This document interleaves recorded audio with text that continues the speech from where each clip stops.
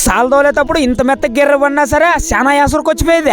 ఆయన పొద్దున్నే వచ్చేసి ఇంక సాల్లా తీడిచామనమాట. అసలు మేము ఏం గుచ్చుతామంటే సీడ్స్ గుచ్చుతాము. ఇది వచ్చేసి 2 సార్లు ఇడాలన్నమాట. ఫస్ట్ ఇట్లు ఇడిచేసి మరి తిప్పి ఇట్లు కూడా ఇడాలా. ఇప్పుడు ఎంత ఇడిచామంటే ఆ మేర నుంచి ఇటు వరకు ఇడిచామో కరెక్ట్ 2 ఎకరాలు ఉంటుంది. ఇంకా 1 ఎకరా ఉంటుంది.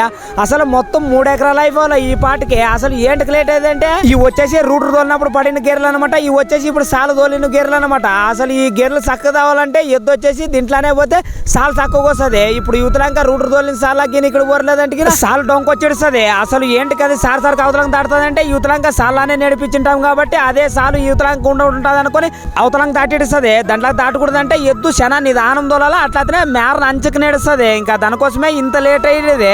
మొత్తానికైతే ఒక సాల్ అయితే మొత్తం ఇడిచేసి ఇంక ఎద్దులకైతే మేత ఇచ్చేసానే. మరి తర్వాత ఇంకో సాల్ కూడా ఇచ్చేది అన్నం తినిన తర్వాత కడతాము. మొత్తానికైతే ఇంకా 3 గంటల తర్వాత అయితే ఇప్పుడు గట్టికేసి ఇంక మొత్తానికి ఎతికిన ఇంకొక 1/2 ఎకరా మాత్రమే ఉంటుంది. ఇంక మొత్తం ఇడిచాను. ఇంక ఇదంతా ఒకసారి సాల్ కూడా చూడండి ఎంత నట్టుకి ఇడిచాను. ఎందుకంటే ఇట్లు ఇడిచినప్పుడు రూటర్ గేర్లు ఉండలేవు కాబట్టి ఇంకా సాల్ అయితే బందోబస్తు వచ్చి ఇడిచాము. ఇంకా సర్లేండి. ఇంకా మళ్ళీ మిగతాదంతా రేపు ఇడుచుకుందాం. మీరైతే ప్లీజ్ సబ్స్క్రైబ్ చేసుకోండి. నెక్స్ట్ వీడియోలో కలుద్దాం.